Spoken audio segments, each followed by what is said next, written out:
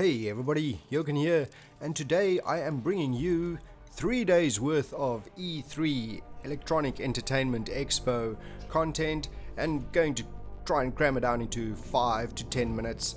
Now I'm not going to go into absolutely everything there was. I'm going to highlight the things that I found interesting and the kind of games that I enjoy. But that being said, the content that you'll see over here will be mostly multi-platform.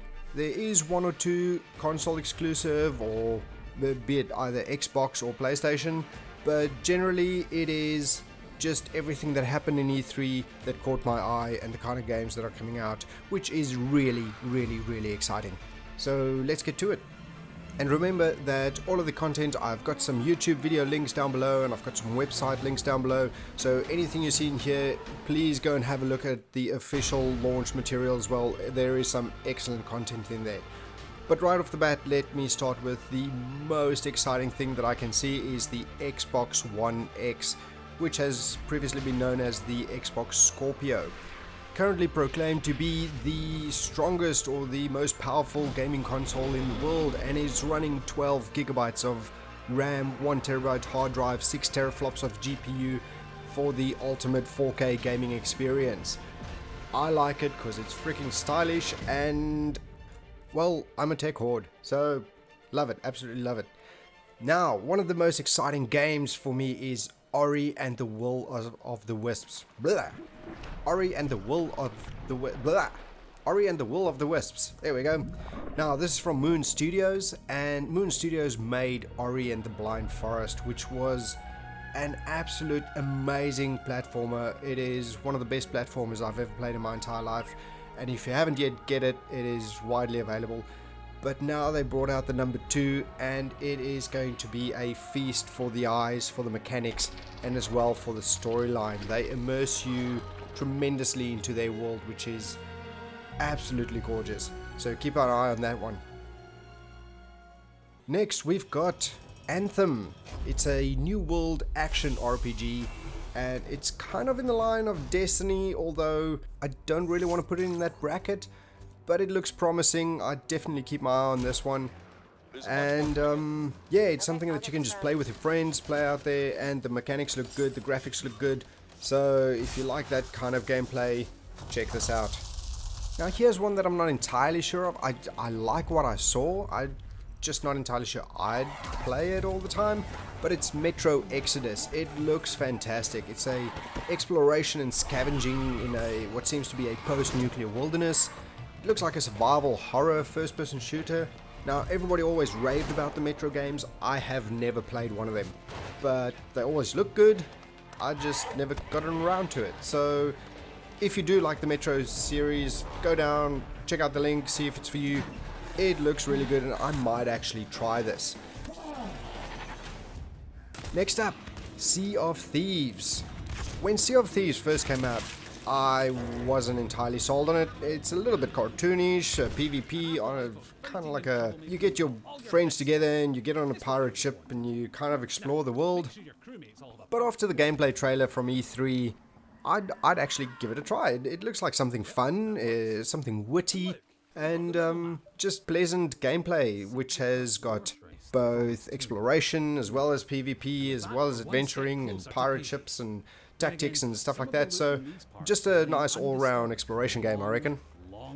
Now, one of the mentions for Minecraft, they brought out a new Bedrock engine, and the reason I'm specifying Minecraft here, even though it's such an old game, is the Bedrock engine links everything together, and it connects your Xbox with your Windows, with your Nintendo Switch, and all these other platforms, and everybody can play together. So I can play on my Xbox and connect to somebody that's on the PC, and it's also infinite worlds now. So you're not limited to a 3-mile square world. It's just infinite worlds, and they're bringing marketplaces and all that kind of stuff. So check out the links if you're into Minecraft.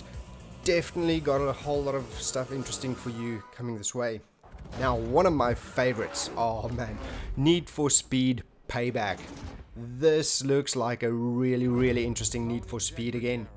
I have always been a fan of Need for Speed, except the last one or two, maybe didn't really get into it, but this one looks fantastic. I am definitely going to pick this one up, and I can see myself just sitting in front of the couch, or with, well, actually sitting in front of the TV on the couch with my Xbox, hopefully my Xbox One X, and just blasting through everything. The graphics look fantastic. It looks like the game feels like the old school Need for Speed feels, and everything just screams Need for Speed out of this title again, so I'm very excited about that.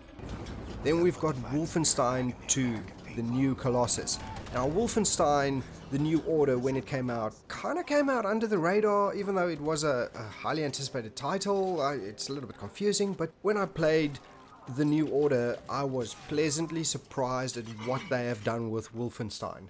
And the new Colossus looks like they're just taking that to the next level.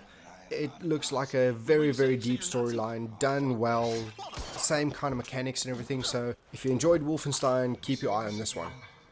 Now, oh man, Quake Champions. I got myself signed up to the beta for Quake Champions, and last night I spent doing only one more round for about 4 hours. It is such an old school feel. It felt like Quake 3 Arena kind of graphics or map layouts kind of thing, but it actually felt more old school like Quake 2 to me, and that was just my ultimate Quake of all times. So getting back into Quake Champions, nice fast paced old school just frag and respawn kind of gameplay. So really excited about this one, definitely gonna get it. Elder Scrolls Legends. Let's see. It is Elder Scrolls on tabletop. So you probably know about Magic the Gathering, and then Gwent. We got Gwent coming out, and Elder Scrolls now decided that they need a card game as well. Now, one thing that changes with the Elder Scrolls is it seems to have a bit of a single player focus, where you can have that single experience and still follow a story mode and campaign. Looks interesting. I'll definitely see if I can get into the beta on that one to feel it out.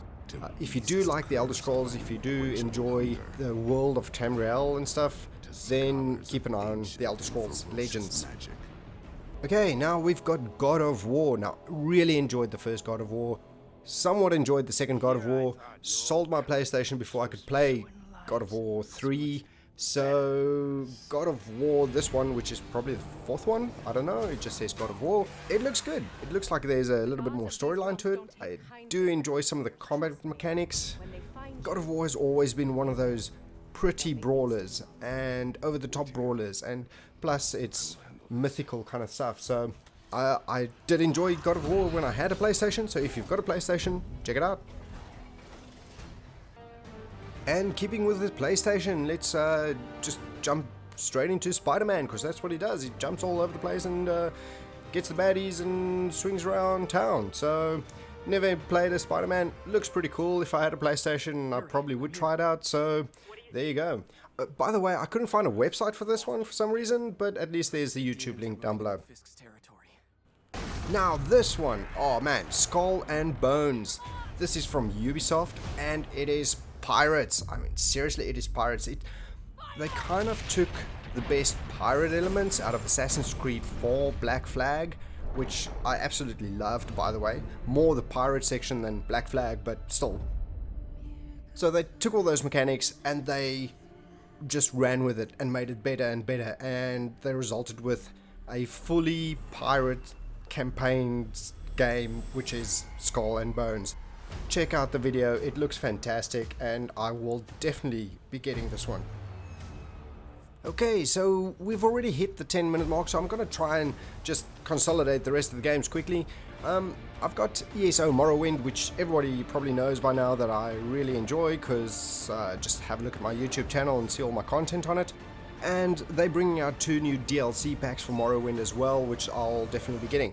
Then Detroit Become Human, I think that's a PlayStation exclusive, not entirely sure. Looked kind of cool, so putting it on here. Call of Duty World War II. I used to love Call of Duty. It looks like I might enjoy this one again, so I'll keep an eye on it. Here's one that I'm not entirely sure of, A Way Out. It also seems like a PlayStation exclusive. It's from the same creators that created Brothers, A Tale of Two Brothers, something which I really enjoyed, so that's why I've got this on the list. I kind of know where they're coming from. Then there's Star Wars Battlefront 2. Now, I thought it was an old game, but it's on the PlayStation, so maybe it's a relaunch or something on the PlayStation 4. It does look pretty cool, so if you're into Star Wars, check it out. And then there's a survival horror, which I'm not really into, but a lot of people really enjoyed The Evil Within, and now there's The Evil Within 2. So if you want to continue on that storyline, well, go have a look and see if you do. Now here's something that I probably will never play, although I really enjoyed the trailer that they showed, which is Madden 18 Longshot. Now this is just your NFL kind of gameplay where you rise up against the ranks, but if you're into sports games, check it out. And finally, there's 4 more games, which are virtual reality games. The best one out of the lot is probably Fallout 4. You can play the entire Fallout 4 in virtual reality. Go have a look at the link down below. Check out the video if you've got VR. This is probably one of the best VR games out there.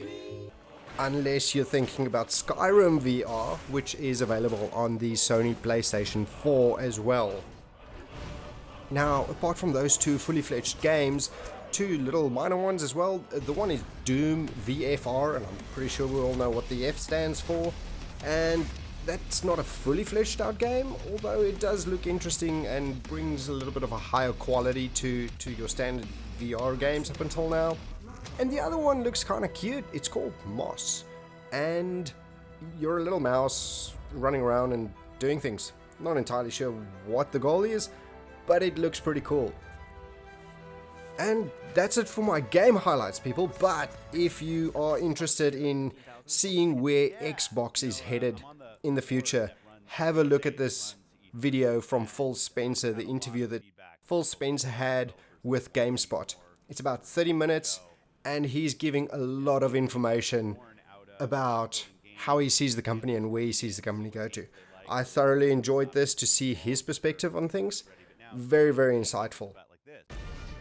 And I hope you enjoyed this, what seems to be 14 minutes of a recap of a 3-day Electronic Entertainment Expo of 2017. Press that like button down below, subscribe to my channel for more news, reviews, games and guides.